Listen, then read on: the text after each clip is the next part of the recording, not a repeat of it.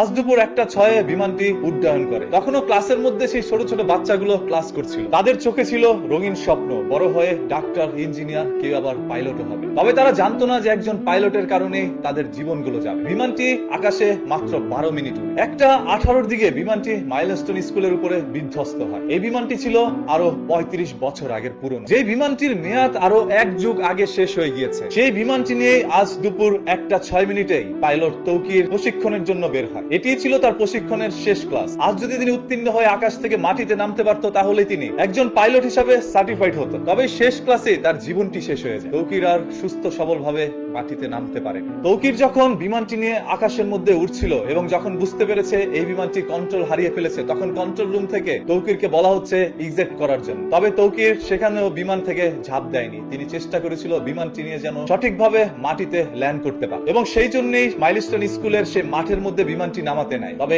এর আগে বিমানটি মাইলস্টোন স্কুলের ছাদে পড়ে যায়। আর সেই ক্লাসের মধ্যেই ছিল আনুমানিক 100 থেকে 150 জন স্টুডেন্টস। ঘটনাটি ঘটার সাথে সাথে সেখানে প্রাণ হারায় প্রায় 25 জন শিক্ষার্থী এবং আহতের সংখ্যা 200-এরও অধিক। তখনও পাইলট তৌকির জীবিত ছিল। হসপিটাল মধ্যে নিয়ে যাওয়া হয় তাকে উন্নত চিকিৎসার জন্য, আর সেখানেই তার শেষ নিঃশ্বাসটি তিনি ত্যাগ করেন। আজকের এই মুমূর্ষু দৃশ্যগুলো আসলে কখনো ভাষায় প্রকাশ করতে পারবো না। আমি যখন দেখছিলাম সেই ছোট্ট ছোট্ট বাচ্চাগুলো রাস্তার মধ্যে দৌড়াচ্ছে এবং তার শরীর থেকে চামড়াগুলো উঠে যাচ্ছে, তখন সেই দৃশ্যটি দেখার পর কোনো স্বাভাবিক মানুষ আর সুস্থ থাকতে পারবে না। আজকে বাংলাদেশের সাধারণ মানুষ, আইন শৃঙ্খলা বাহিনী, সেই সাথে প্রত্যেকটি রাজনৈতিক মহল থেকে সবাই চলে আসছে তাদেরকে দেখার জন্য। তবে এখানেও কিছু অসুবিধা রয়েছে। একজন রাজনীতির নেতার পিছনে রয়েছে 50 থেকে 100 জন মানুষ। এইভাবে যখন 10-20 জন রাজনীতিবিদরা ওইখানে যাচ্ছে, তখন তাদের পিছনে শত শত মানুষের ভিড়, যে কারণে উদ্ধার কর্মীরা সঠিকভাবে তাদের কাজটিও করতে পারছে না। এই রাজনীতির হাত থেকে কবে মুক্তি পাবো আমরা? যেখানে ছোট ছোট বাচ্চাদের প্রাণ যাচ্ছে, আর সেইখানে আপনারা গিয়ে মজা নিচ্ছেন, নিজেরা নিজেদের রাজনীতির বিস্তার ঘটাচ্ছেন ওইখানে। এই দেশের ভয়ঙ্কর রাজনীতির হাত থেকে বাঁচতে পারেনি মাইলস্টোন স্কুলের শিক্ষার্থীরা। আসলে আমাদের এই স্বাধীনতার জুলাই কি শুধু